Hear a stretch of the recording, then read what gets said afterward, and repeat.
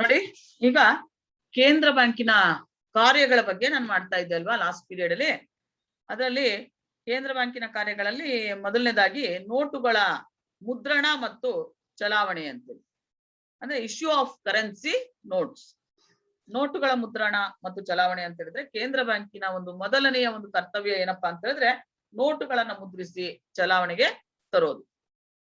ಅಂದ್ರೆ ಎಲ್ಲಾ ದೇಶಗಳಲ್ಲೂ ಕೂಡ ಕೇಂದ್ರ ಬ್ಯಾಂಕಿಗೆ ಮಾತ್ರ ನೋಟುಗಳನ್ನ ಮುದ್ರಿಸಿ ಚಲಾವಣೆಗೆ ತರುವಂತಹ ಒಂದು ಅಧಿಕಾರವನ್ನ ನೀಡಲಾಗಿದೆ. ಅದರಿಂದ ಅದು ನೋಟುಗಳ ಒಂದು ಮುದ್ರಣ ಮತ್ತೆ ಚಲಾವಣೆಯ ಒಂದು ಏಕಸ್ವಾಮ್ಯ ಅಧಿಕಾರವನ್ನ ಪಡೆದಿದೆ ಅಂತೇಳಿ ಹೇಳ್ಬೋದು. ಯಾಕಂದ್ರೆ ಕೇಂದ್ರ ಬ್ಯಾಂಕು ಚಲಾವಣೆಗೆ ತರುವಂತಹ ನೋಟುಗಳು ಅವು ಅಮಿತ ಕಾಯಿದೆಬದ್ಧ ಹಣವಾಗಿರ್ತವೆ. ಅಂದ್ರೆ ಅನ್ಲಿಮಿಟೆಡ್ ಲೀಗಲ್ ಟೆಂಡರ್ ಮನಿ ಅಂತೇಳಿ ಕರಿತೇವೆ ನಾವು. ಅಮಿತ ಕಾಯಿದೆಬದ್ಧ ಹಣ ಅಂದ್ರೆ ಕೇಂದ್ರ ಬ್ಯಾಂಕು ಚಲಾವಣೆಗೆ ತರುವಂತಹ ನೋಟುಗಳನ್ನ ಅಮಿತ ಕಾಯಿದೆಬದ್ಧ ಹಣ ಅಂತೇಳಿ ಕರಿತೇವೆ. ಯಾಕೆಂದ್ರೆ ವಾಣಿಜ್ಯ ಬ್ಯಾಂಕುಗಳು ಕೂಡ ನೋಟುಗಳನ್ನ ಮುದ್ರಿಸಿ ಚಲಾವಣೆಗೆ ತರೋದಾದ್ರೆ ಏನಾಗ್ತದೆ, ಹಣಕಾಸು ವ್ಯವಸ್ಥೆಯಲ್ಲಿ ಗೊಂದಲ ಉಂಟಾಗ್ತದೆ ಅನ್ನುವಂತಹ ಕಾರಣದಿಂದಾಗಿ ಕೇಂದ್ರ ಬ್ಯಾಂಕಿಗೆ ಮಾತ್ರ ಈ ಅಧಿಕಾರವನ್ನ ಕೊಡಲಾಗಿದೆ ಅಂತೇಳಿ ಹೇಳ್ಬೋದು. ಅದು ಅಲ್ಲದೆ ನೋಟು ಚಲಾವಣೆಯ ಒಂದು ಏಕಸ್ವಾಮ್ಯ ಅಧಿಕಾರದಿಂದಾಗಿ ಏನಾಗ್ತದೆ, ದೇಶದಲ್ಲಿ ಹಣದ ಪೂರೈಕೆಯ ಮೇಲೆ ನಿಯಂತ್ರಣವನ್ನ ಸಾಧಿಸಲಿಕ್ಕೂ ಕೂಡ ಸಾಧ್ಯ ಆಗ್ತದೆ. ಸೊ ಹೀಗೆ ನೋಟುಗಳನ್ನ ಮುದ್ರಿಸಿ ಅದು ಚಲಾವಣೆಗೆ ತರಬೇಕಾದ್ರೆ ಕೇಂದ್ರ ಬ್ಯಾಂಕು ಕೆಲವೊಂದು ನೀತಿ ನಿಯಮಗಳನ್ನ ಅದು ಪಾಲಿಸ್ತದೆ. ಅಂದ್ರೆ ಚಿನ್ನ, ಬೆಳ್ಳಿ, ವಿದೇಶಿ ವಿನಿಮಯದ ನಿಧಿಗಳು ಅಥವಾ ವಿನಿಯೋಜಕಗಳ ಆಧಾರದ ಮೇಲೆ ಅದು ಅರ್ಥವ್ಯವಸ್ಥೆಯ ಅವಶ್ಯಕತೆಗೆ ತಕ್ಕಂತೆ ಅದು ನೋಟುಗಳನ್ನ ಚಲಾವಣೆಗೆ ತರಬೇಕಾಗ್ತದೆ. ಅಂದ್ರೆ ಇಲ್ಲಿ ಏಕರೂಪತೆ, ಸ್ಥಿತಿಸ್ಥಾಪಕತ್ವ, ಸುರಕ್ಷತೆ ಮತ್ತೆ ಹಣಕಾಸು ವ್ಯವಸ್ಥೆಯಲ್ಲಿ ಸ್ಥಿರತೆ, ಸಾರ್ವಜನಿಕರ ನಂಬಿಕೆ ಇವೆಲ್ಲಾ ಸಂಗತಿಗಳನ್ನ ಗಮನದಲ್ಲಿ ಇಟ್ಕೊಂಡು ಕೇಂದ್ರ ಬ್ಯಾಂಕು ನೋಟು ಚಲಾವಣೆಯ ಒಂದು ಕಾರ್ಯಗಳನ್ನ ನಿರ್ವಹಿಸ್ತದೆ ಅಂತೇಳಿ ಹೇಳ್ಬೋದು. ನಂತರ ಹೇಳ್ಬೇಕಂದ್ರೆ ಎರಡನೇದಾಗಿ ಸರ್ಕಾರದ ಬ್ಯಾಂಕು ಅಂತೇಳಿ, ಅಂದ್ರೆ ಬ್ಯಾಂಕರ್ ಟು ದ ಗವರ್ನಮೆಂಟ್ ಅಂತ. ಸರ್ಕಾರದ ಬ್ಯಾಂಕು ಅಂತ ಹೇಳಿದ್ರೆ ಕೇಂದ್ರ ಬ್ಯಾಂಕ್ ನೋಡಿ ಸರ್ಕಾರದ ಪ್ರತಿನಿಧಿ, ಸಲಹೆಗಾರ ಬ್ಯಾಂಕ್ ಆಗಿ ಅದು ಕೆಲಸವನ್ನ ಮಾಡ್ತದೆ. ಅಂದ್ರೆ ಏನಪ್ಪಾ ಅಂದ್ರೆ ಸರ್ಕಾರದ ಠೇವಣಿಗಳನ್ನ ಇಟ್ಕೊಳ್ತದೆ ಮತ್ತೆ ಸರ್ಕಾರಕ್ಕೆ ಸಾಲಗಳು ಮತ್ತು ಮುಂಗಡಗಳನ್ನ ನೀಡುತ್ತದೆ. ಜೊತೆಗೆ ಸರ್ಕಾರದ ಪರವಾಗಿ ಅದು ಸಂದಾಯಗಳನ್ನ ಸ್ವೀಕರಿಸ್ತದೆ ಮತ್ತೆ ಸಂದಾಯಗಳನ್ನು ಕೂಡ ಅದು ಮಾಡ್ತದೆ.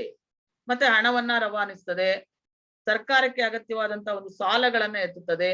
ಜೊತೆಗೆ ಸರ್ಕಾರ ತೆಗೆದುಕೊಂಡಂತಹ ಸಾಲಗಳ ಮೇಲೆ ಏನ್ ಮಾಡ್ತದೆ, ಬಡ್ಡಿಯನ್ನ ನೀಡ್ತದೆ. ಮತ್ತೆ ಆ ಸಾಲಗಳನ್ನ ಮರುಪಾವತಿನೂ ಕೂಡ ಮಾಡ್ತದೆ. ಅಂದ್ರೆ ಹಣಕಾಸಿನ ಮತ್ತೆ ಆರ್ಥಿಕ ವಿಷಯಗಳ ಬಗ್ಗೆ ಅದು ಸರ್ಕಾರಕ್ಕೆ ಸಲಹೆಗಳನ್ನ ನೀಡ್ತದೆ ಅಂತೇಳಿ ಹೇಳ್ಬೋದು.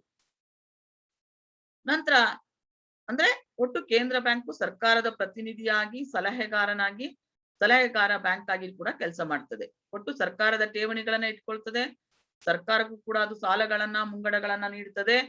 ಜೊತೆಗೆ ಸರ್ಕಾರದ ಪರವಾಗಿ ಎಲ್ಲ ಒಂದು ಸಂದಾಯಗಳನ್ನು ಕೂಡ ಅದು ಸ್ವೀಕರಿಸ್ತದೆ. ಅಂದ್ರೆ ಹಣವನ್ನ ರವಾನಿಸೋದು ಮತ್ತೆ ಸರ್ಕಾರಕ್ಕೆ ಅಗತ್ಯವಾದಂತಹ ಒಂದು ಸಾಲಗಳನ್ನ ಎತ್ತೋದು, ಜೊತೆಗೆ ಸರ್ಕಾರ ತೆಗೆದುಕೊಂಡಂತಹ ಸಾಲಗಳ ಮೇಲೆ ಬಡ್ಡಿಯನ್ನ ನೀಡುತ್ತದೆ ಮತ್ತೆ ಆ ಸಾಲಗಳನ್ನ ಮರುಪಾವತಿ ಮಾಡ್ತದೆ. ಜೊತೆಗೆ ಹಣಕಾಸಿನ ಮತ್ತೆ ಆರ್ಥಿಕ ವಿಷಯಗಳ ಬಗ್ಗೆ ಅದು ಸರ್ಕಾರಕ್ಕೆ ಸಲಹೆಗಳನ್ನು ಕೂಡ ನೀಡುತ್ತದೆ ಅಂತೇಳಿ ಹೇಳ್ಬೋದು. ನಂತರ ಈಗ ಬ್ಯಾಂಕರ್ಸ್ ಬ್ಯಾಂಕ್, ಬ್ಯಾಂಕುಗಳ ಬ್ಯಾಂಕು ಅಂದ್ರೆ ಕೇಂದ್ರ ಬ್ಯಾಂಕು ಎಲ್ಲಾ ಬ್ಯಾಂಕುಗಳ ಬ್ಯಾಂಕ್ ಆಗಿನೂ ಕೂಡ ಅದು ಕೆಲಸವನ್ನ ಮಾಡ್ತದೆ. ಅಂದ್ರೆ ಏನಪ್ಪಾ ಅಂದ್ರೆ ಇಲ್ಲಿ ಪ್ರತಿಯೊಂದು ವಾಣಿಜ್ಯ ಬ್ಯಾಂಕು ಕೂಡ ಕಾನೂನು ಮತ್ತೆ ರೂಢಿಗೆ ಬದ್ಧವಾಗಿ ಅದು ತನ್ನಲ್ಲಿರುವಂತಹ ಒಟ್ಟು ಠೇವಣಿ ಹಣದಲ್ಲಿ ಒಂದು ನಿರ್ದಿಷ್ಟ ಭಾಗವನ್ನ ಅದು ನಗದು ನಿಧಿಯಾಗಿ ಕೇಂದ್ರ ಬ್ಯಾಂಕ್ ನಲ್ಲಿ ಇರಿಸಬೇಕಾಗಿದೆ. ಅಂದ್ರೆ ಕೇಂದ್ರ ಬ್ಯಾಂಕು ಇಲ್ಲಿ ಎಲ್ಲಾ ಬ್ಯಾಂಕುಗಳ ಬ್ಯಾಂಕ್ ಆಗಿನೂ ಕೂಡ ಕೆಲಸ ಮಾಡ್ತದೆ. ಅಂದ್ರೆ ಏನು, ಪ್ರತಿಯೊಂದು ವಾಣಿಜ್ಯ ಬ್ಯಾಂಕು ಕೂಡ ಇಲ್ಲಿ ಕಾನೂನುಬದ್ಧವಾಗಿ, ರೂಢಿಗೆ ಬದ್ಧವಾಗಿ ಅದು ತನ್ನಲ್ಲಿರುವಂತಹ ಒಟ್ಟು ಠೇವಣಿ ಹಣದಲ್ಲಿ ಅದು ಒಂದು ನಿರ್ದಿಷ್ಟ ಭಾಗವನ್ನ ನಗದು ನಿಧಿಯಾಗಿ ಅದು ಕೇಂದ್ರ ಬ್ಯಾಂಕ್ ನಲ್ಲಿ ಇಡಬೇಕಾಗಿದೆ. ಸೊ ಈ ನಿಧಿಯ ಪ್ರಮಾಣವನ್ನ ಏರಿಸುವಂತಹ ಮತ್ತೆ ಇಳಿಸುವ ಮೂಲಕ ವಾಣಿಜ್ಯ ಬ್ಯಾಂಕುಗಳ ಸಾಲ ರೂಪ ಹಣದ ಒಂದು ನಿರ್ಮಾಣದ ಮೇಲೆ ಕೇಂದ್ರ ಬ್ಯಾಂಕು ತನ್ನ ಪ್ರಭಾವವನ್ನು ಬೀರ್ತದೆ ಅಂತೇಳಿ ಹೇಳ್ಬೋದು. ಜೊತೆಗೆ ಏನಪ್ಪಾ ಅಂದ್ರೆ ಬ್ಯಾಂಕೋದ್ಯಮ ವ್ಯವಸ್ಥೆಯ ಮೇಲೆ ನಿಯಂತ್ರಣವನ್ನ ಸಾಧಿಸಲಿಕ್ಕೆ, ಜೊತೆಗೆ ಹಣಕಾಸಿನ ವ್ಯವಸ್ಥೆಯಲ್ಲಿ ದ್ರವತ್ವ ಮತ್ತೆ ಸ್ಥಿರತೆಯನ್ನ ಕಾಪಾಡ್ಲಿಕ್ಕೆ ಇದೊಂದು ಮುಖ್ಯ ಅಸ್ತ್ರವಾಗಿದೆ ಅಂತೇಳಿ ಹೇಳ್ಬೋದು. ಸೊ ಹೀಗೆ ಹುಂಡಿಗಳನ್ನ ಒಟ್ಟಾಯಿಸೋದ್ರ ಮೂಲಕ, ಜೊತೆಗೆ ವಿನಿಯೋಜಕಗಳ ಆಧಾರದ ಮೇಲೆ ಕೇಂದ್ರ ಬ್ಯಾಂಕು ವಾಣಿಜ್ಯ ಬ್ಯಾಂಕುಗಳಿಗೆ ಅದು ಸಾಲವನ್ನ ನೀಡ್ತದೆ. ಸೊ ಹೀಗೆ ಕೇಂದ್ರ ಬ್ಯಾಂಕು ಎಲ್ಲಾ ಬ್ಯಾಂಕುಗಳ ಒಂದು ಬ್ಯಾಂಕ್ ಆಗಿನೂ ಕೂಡ ಅದು ಕೆಲಸವನ್ನ ಮಾಡ್ತದೆ ಅಂತೇಳಿ ಹೇಳ್ಬೋದು. ನಂತರ ಕೇಂದ್ರ ಬ್ಯಾಂಕಿನ ಇನ್ನೊಂದು ಮುಖ್ಯ ಕಾರ್ಯ ಏನಪ್ಪಾ ಅಂತ ಹೇಳಿದ್ರೆ custodian of foreign exchange reserves ಅಂತೇಳಿ, ವಿದೇಶಿ ವಿನಿಮಯದ ಪಾಲಕ.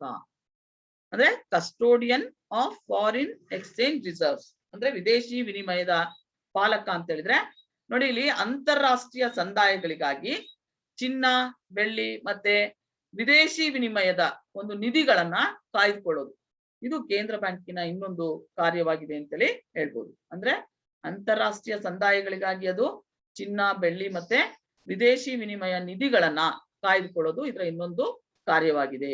ಅಂದ್ರೆ ಅದು ವಿನಿಮಯದ ದರವನ್ನ ಕಾಪಾಡಬೇಕಾಗ್ತದೆ, ಮತ್ತೆ ಸರ್ಕಾರ ವಿಧಿಸಿದಂತಹ ವಿನಿಮಯ ನಿಯಂತ್ರಣ ಮತ್ತೆ ನಿರ್ಬಂಧಗಳನ್ನು ಕೂಡ ಅದು ಆಚರಣೆಗೆ ತರಬೇಕಾಗ್ತದೆ.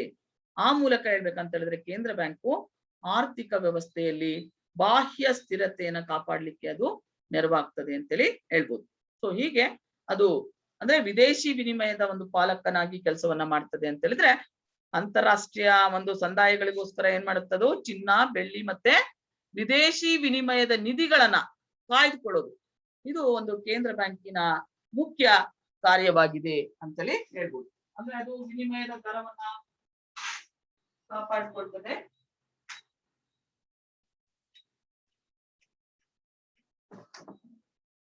ಅಂದ್ರೆ ವಿನಿಮಯ ಒಂದು ದರವನ್ನ ಕಾಪಾಡಬೇಕಾಗ್ತದೆ, ಜೊತೆಗೆ ಸರ್ಕಾರ ವಿಧಿಸಿದಂತಹ ವಿನಿಮಯದ ನಿಯಂತ್ರಣ ಮತ್ತೆ ನಿರ್ಬಂಧಗಳನ್ನು ಕೂಡ ಆಚರಣೆಗೆ ಅದು ತರಬೇಕಾಗ್ತದೆ. ಆ ಮೂಲಕ ಹೇಳ್ಬೇಕಂದ್ರೆ ಕೇಂದ್ರ ಬ್ಯಾಂಕು ಆರ್ಥಿಕ ವ್ಯವಸ್ಥೆಯಲ್ಲಿ ಬಾಹ್ಯ ಒಂದು ಸ್ಥಿರತೆಯನ್ನ ಕಾಪಾಡಲಿಕ್ಕೆ ಅದು ನೆರವಾಗ್ತದೆ ಅಂತೇಳಿ ಹೇಳ್ಬೋದು. ನಂತರ ಈಗ ಅಂತಿಮ ಋಣದಾತ ಅಂತ ಅಂದ್ರೆ ಲೆಂಡರ್ ಆಫ್ ಲಾಸ್ಟ್ ರಿಸೋರ್ಟ್. ಅಂತಿಮ ಋಣದಾತ ಅಂತ ಹೇಳಿದ್ರೆ ವಾಣಿಜ್ಯ ಬ್ಯಾಂಕುಗಳಿಗೆ ಇದು ಅಂತಿಮ ಋಣದಾತನಾಗಿನೂ ಕೂಡ ಕೇಂದ್ರ ಬ್ಯಾಂಕು ಕಾರ್ಯವನ್ನ ನಿರ್ವಹಿಸ್ತದೆ. ಅಂದ್ರೆ ವಾಣಿಜ್ಯ ಬ್ಯಾಂಕುಗಳು ಸಾಮಾನ್ಯವಾಗಿ ಕೇಂದ್ರ ಬ್ಯಾಂಕ್ನಿಂದ ಮತ್ತಿತರ ಮೂಲಗಳಿಂದ ಅದು ಸಂಪನ್ಮೂಲಗಳನ್ನ ಪಡೀತದೆ. ಅಂದ್ರೆ ವಾಣಿಜ್ಯ ಬ್ಯಾಂಕುಗಳಿಗೆ ಇದು ಅಂತಿಮ ಋಣದಾತನಾಗಿ ಕೇಂದ್ರ ಬ್ಯಾಂಕು ಕಾರ್ಯವನ್ನ ನಿರ್ವಹಿಸ್ತದೆ. ಜೊತೆಗೆ ವಾಣಿಜ್ಯ ಬ್ಯಾಂಕುಗಳು ಸಾಮಾನ್ಯವಾಗಿ ಕೇಂದ್ರ ಬ್ಯಾಂಕಿನಿಂದ ಮತ್ತಿತರ ಒಂದು ಮೂಲಗಳಿಂದ ಅದು ಸಂಪನ್ಮೂಲಗಳನ್ನ ಪಡೀತದೆ. ಅಂದ್ರೆ ಏನಪ್ಪಾ ಅಂದ್ರೆ ಠೇವಣಿದಾರರ ಒಂದು ಕೋರಿಕೆಗಳನ್ನ ತುರ್ತಾಗಿ ಪೂರೈಸಲಿಕ್ಕೆ, ಅಂದ್ರೆ ಅವಿಶ್ರಾಂತ ಕಾಲದಲ್ಲಿ ಬೇಡಿಕೆಗೆ ತಕ್ಕಂತೆ ಹೆಚ್ಚಿನ ಪ್ರಮಾಣದ ಒಂದು ಸಾಲ ನೀಡ್ಲಿಕ್ಕೆ ಹಣದ ಒಂದು ಕೊರತೆ ಸಂಭವಿಸಿದಾಗ ವಾಣಿಜ್ಯ ಬ್ಯಾಂಕುಗಳು ಅಂತಿಮವಾಗಿ ಏನ್ ಮಾಡ್ತವೆ, ಕೇಂದ್ರ ಬ್ಯಾಂಕ್ ಅನ್ನ ಸಂಪರ್ಕಿಸ್ತವೆ. ಅಂದ್ರೆ ಹುಂಡಿಗಳನ್ನ ಮರು ಒಟ್ಟಾಯಿಸುವಿಕೆ ಅಥವಾ ಮತ್ತಿತರ ಒಂದು ವಿಧಾನಗಳ ಮೂಲಕ ಕೇಂದ್ರ ಬ್ಯಾಂಕು ಸಾಲವನ್ನ ನೀಡುತ್ತದೆ ಅಂತೇಳಿ ಹೇಳ್ಬೋದು. ಅಂದ್ರೆ ವಾಣಿಜ್ಯ ಬ್ಯಾಂಕುಗಳಿಗೆ ಅಂತಿಮ ಋಣದಾತನಾಗಿ ಇದು ಕಾರ್ಯವನ್ನ ನಿರ್ವಹಿಸ್ತದೆ. ಅಂದ್ರೆ ವಾಣಿಜ್ಯ ಬ್ಯಾಂಕುಗಳು ಸಾಮಾನ್ಯವಾಗಿ ಏನ್ ಮಾಡ್ತದೆ, ಕೇಂದ್ರ ಬ್ಯಾಂಕ್ನಿಂದ ಮತ್ತಿತರ ಮೂಲಗಳಿಂದ ಅದು ಸಂಪನ್ಮೂಲಗಳನ್ನ ಪಡೀತದೆ. ಜೊತೆಗೆ ಏನಪ್ಪಾ ಅಂದ್ರೆ ಠೇವಣಿದಾರರ ಒಂದು ಕೋರಿಕೆಗಳನ್ನ ತುರ್ತಾಗಿ ಪೂರೈಸಲಿಕ್ಕೆ ಮತ್ತೆ ಅವಿಶ್ರಾಂತ ಕಾಲದಲ್ಲಿ ಬೇಡಿಕೆಗೆ ತಕ್ಕಂತೆ ಹೆಚ್ಚಿನ ಪ್ರಮಾಣದ ಒಂದು ಸಾಲವನ್ನ ನೀಡಲಿಕ್ಕೆ ಹಣದ ಕೊರತೆ ಸಂಭವಿಸಿದ್ರೆ ವಾಣಿಜ್ಯ ಬ್ಯಾಂಕ್ಗಳು ಅಂತಿಮವಾಗಿ ಅವು ಕೇಂದ್ರ ಬ್ಯಾಂಕ್ ಅನ್ನ ಸಂಪರ್ಕಿಸ್ತವೆ. ಸೊ ಹೀಗೆ ಹುಂಡಿಗಳನ್ನ ಮರು ಒಟ್ಟಾಯಿಸುವಿಕೆ ಮತ್ತಿತರ ಒಂದು ವಿಧಾನಗಳ ಮೂಲಕನೂ ಕೂಡ ಕೇಂದ್ರ ಬ್ಯಾಂಕು ಸಾಲವನ್ನ ನೀಡ್ತದೆ ಅಂತೇಳಿ ಹೇಳ್ಬೋದು. ನಂತರ ಕೇಂದ್ರ ಬ್ಯಾಂಕ್ ಮಾಡ್ತಾ ಇರುವಂತ ಇನ್ನೊಂದು ಪ್ರಮುಖ ಕಾರ್ಯ ಏನಪ್ಪಾ ಅಂದ್ರೆ ಕ್ಲಿಯರಿಂಗ್ ಹೌಸ್, ತೀರುವೆ ಮನೆ.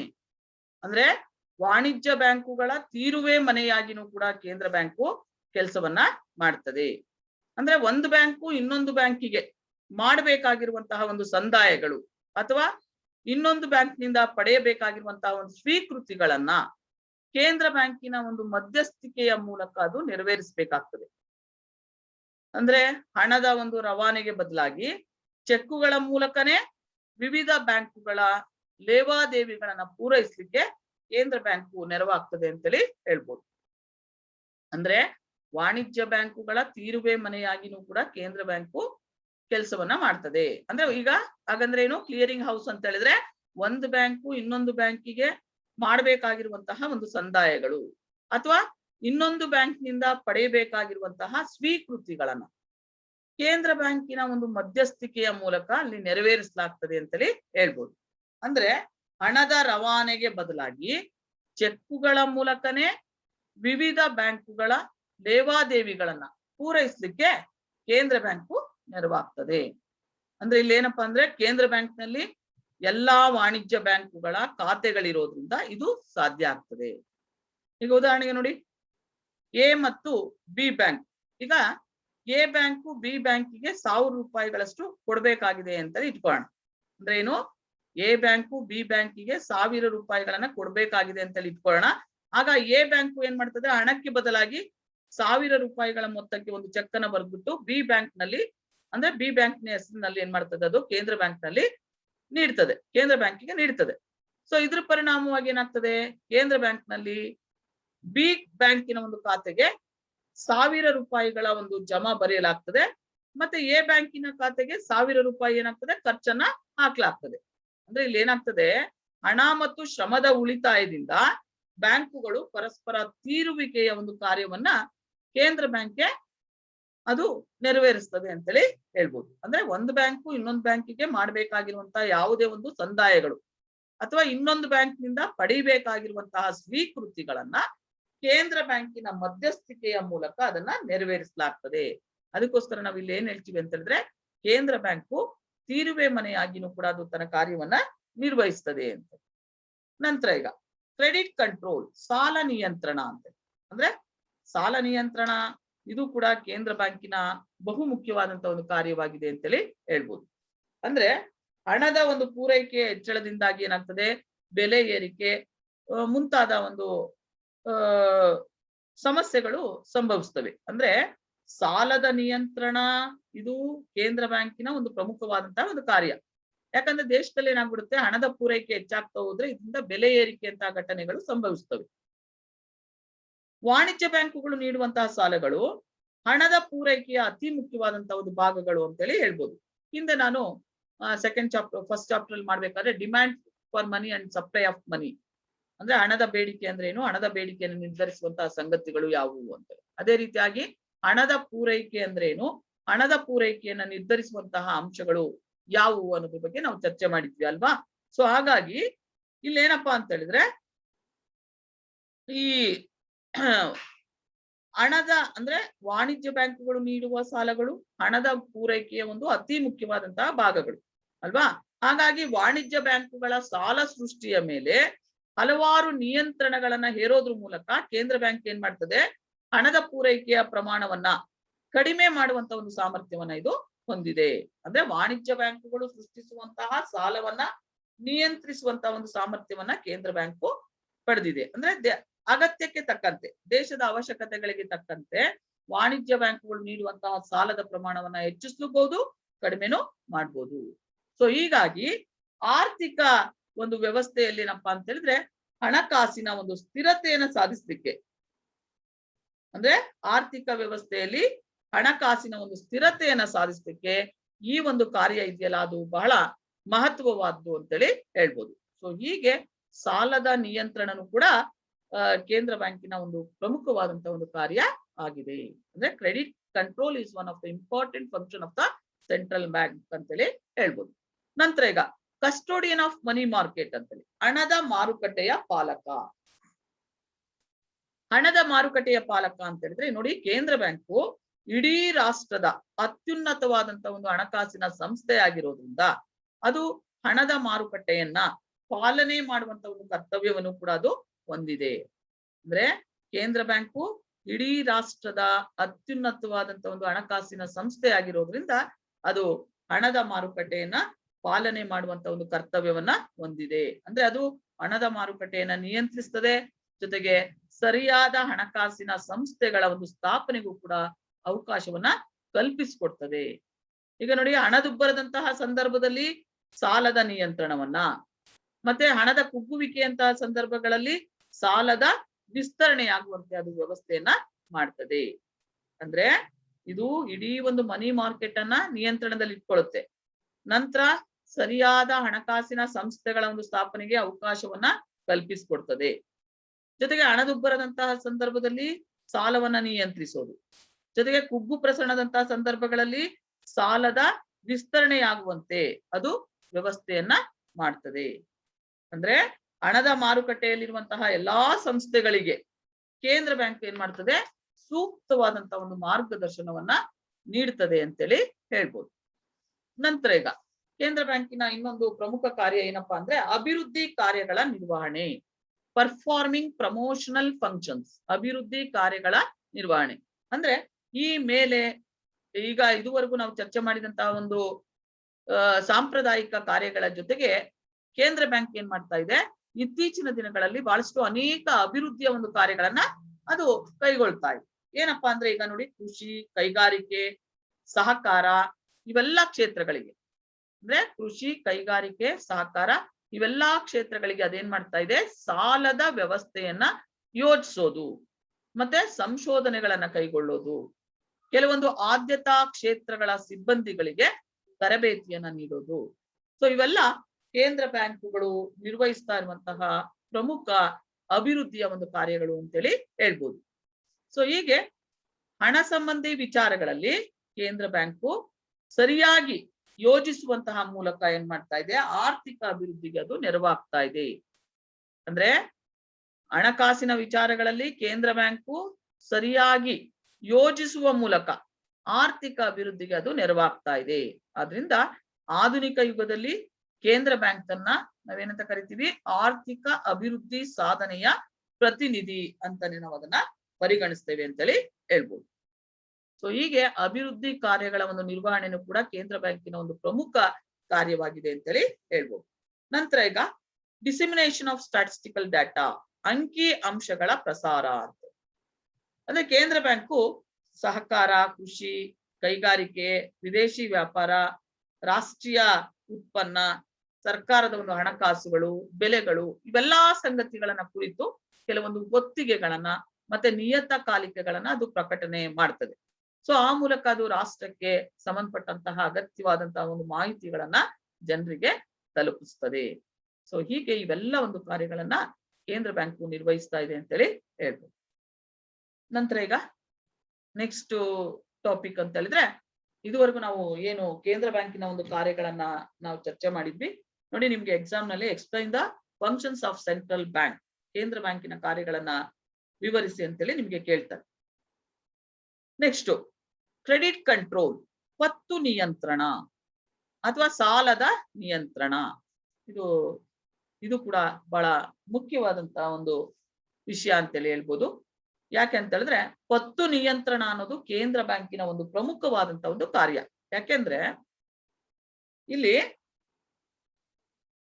ವಾಣಿಜ್ಯ ಬ್ಯಾಂಕುಗಳು ಸೃಷ್ಟಿಸುವಂತಹ ಉದ್ದರಿ ಹಣವನ್ನ ನಿಯಂತ್ರಿಸುವಂತಹ ಕೇಂದ್ರ ಬ್ಯಾಂಕಿನ ಒಂದು ಕಾರ್ಯವನ್ನ ನಾವೇನಂತ ಕರಿತೀವಿ, ಪತ್ತು ನಿಯಂತ್ರಣ ಅಂತೇಳಿ ಕರಿತೇವೆ. ಏನ್ ಹೇಳಿ, ವಾಣಿಜ್ಯ ಬ್ಯಾಂಕುಗಳು ಸೃಷ್ಟಿಸುವಂತಹ ಉದ್ದರಿ ಹಣವನ್ನ, ಅಂದ್ರೆ ಉದ್ದರಿ ಅಂತಂದ್ರೆ ಸಾಲದ ಹಣವನ್ನ ನಿಯಂತ್ರಿಸುವಂತಹ ಕೇಂದ್ರ ಬ್ಯಾಂಕಿನ ಒಂದು ಕಾರ್ಯವನ್ನ ನಾವೇನಂತ ಕರಿತೀವಿ, ಪತ್ತು ನಿಯಂತ್ರಣ ಅಂತೇಳಿ ಕರಿತೇವೆ. ಯಾಕೆಂದ್ರೆ ಇಲ್ಲಿ ಮುಖ್ಯವಾಗಿ ಅಧಿಕವಾದಂತಹ ಒಂದು ಲಾಭದ ಒಂದು ಗಳಿಕೆಯನ್ನ ಗುರಿಯಾಗಿಟ್ಕೊಂಡು ವಾಣಿಜ್ಯ ಬ್ಯಾಂಕುಗಳು ಏನ್ ಮಾಡ್ತವೆ, ಹೆಚ್ಚಿನ ಮೊತ್ತದ ಒಂದು ಉದ್ದರಿ ಹಣವನ್ನ ಸೃಷ್ಟಿಸ್ಬಿಟ್ಟು ಸಾಲವನ್ನ ನೀಡ್ತಾ ಹೋಗ್ತವೆ. ಅಂದ್ರೆ ಹೆಚ್ಚು ಹೆಚ್ಚು ಲಾಭವನ್ನ ಗಳಿಸುವಂತಹ ಒಂದು ಉದ್ದೇಶದಿಂದ ವಾಣಿಜ್ಯ ಬ್ಯಾಂಕುಗಳು ಏನ್ ಮಾಡ್ತವೆ, ತಮ್ಮ ಸಾಲದ ಹಣವನ್ನ ಅಂದ್ರೆ ಅಧಿಕ ಲಾಭ ಗಳಿಕೆಯನ್ನ ಗುರಿಯಾಗಿಟ್ಕೊಂಡ್ಬಿಟ್ಟು ವಾಣಿಜ್ಯ ಬ್ಯಾಂಕುಗಳು ಹೆಚ್ಚಿನ ಒಂದು ಮೊತ್ತದ ಒಂದು ಸಾಲವನ್ನ ಸೃಷ್ಟಿಸ್ಬಿಟ್ಟು ಸಾಲವನ್ನ ನೀಡ್ತಾ ಹೋಗ್ತವೆ. ಹಲೋ ಹಲೋ, ಹೌದಾ? ಯಾರು? ಚೆಲುವರಾಜ್ ಸರ? ಹೌದಾ? ಅಲ್ಲ, ಅದೇ ಕ್ಲಾಸ್ ಮಾಡ್ತಿದ್ದೆ, ಬಂದ್ಬಿಡ್ತೀನಿ ತಡಿ. ಸ್ಟಾಪ್ ಮಾಡಿ ಬರ್ಲಾ? ಸರಿಯಪ್ಪ, ಬರ್ತೀನಿ.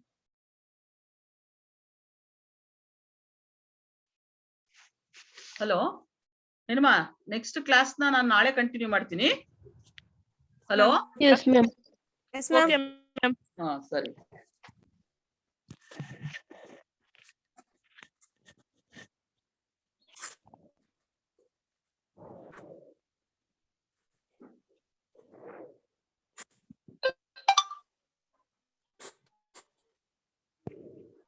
Hello?